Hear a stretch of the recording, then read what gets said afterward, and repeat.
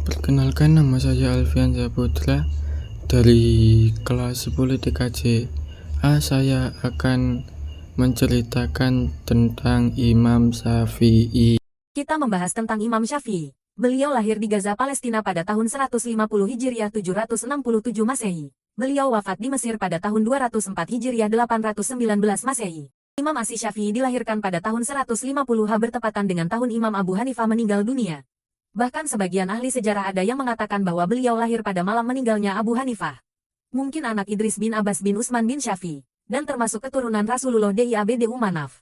Artinya, Imam Asy-Syafi'i berasal dari kaum Quraisy dan memiliki silsilah dengan Nabi, meskipun bukan keturunannya Shallallahu alaihi wasallam.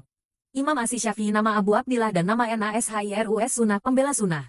Meskipun mampu mendapatkan pengetahuan dan kejadian tinggi, tetapi dia adalah ulama yang tinggal bersama ibunya, karena ayahnya meninggal saat Imam masih muda.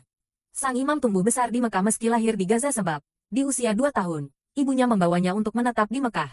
Di antara hal yang pertama beliau pelajari adalah kefasihan berbahasa Arab, yaitu dengan keluar dari Mekah dan menetap di pedalaman bernama suku Huzail, sebuah suku Arab yang paling fakin bahasanya. Baru setelah itu ia mempelajari fikih dari kedua kutub akademis tersebut, dari Imam Malik dan dari para santri senior Imam Abu Hanifah, yaitu Abu Yusuf dan Muhammad bin Hasan Asy-Syaibani. Keahlian Imam Syafi'i sudah tidak perlu diragukan lagi, khususnya dalam bidang fikih, di mana beliau mampu memadukan dua jenis ilmu hukum pada masa itu, madrasah. Lebih jauh, beliau pula lah yang awal muda menggagas dan membukukan ilmu usyul fiqh dengan kitabnya, Ar-Risalah. Ia belajar pada banyak syekh, antara lain Imam Malik bin Anas, Ibnu Uyainah, Muhammad bin Hasan, Abu Yusuf Malik dan masih banyak lagi. Di antara murid-muridnya adalah Al-Humaidi, Abu Saur, Ahmad bin Hanbal, Yusuf bin Yahya Al-Buwaiti dan masih banyak lagi. Beliau juga termasuk ulama yang cukup banyak menulis kitab, di antaranya yang paling terkenal adalah dan Ar-Risalah. Rabi bin Sulaiman mengatakan bahwa Imam Asy-Syafi'i meninggal pada malam Jumat setelah maghrib, dan dimakamkan hari Jumat setelah Asyar, hari terakhir dari bulan Rajab.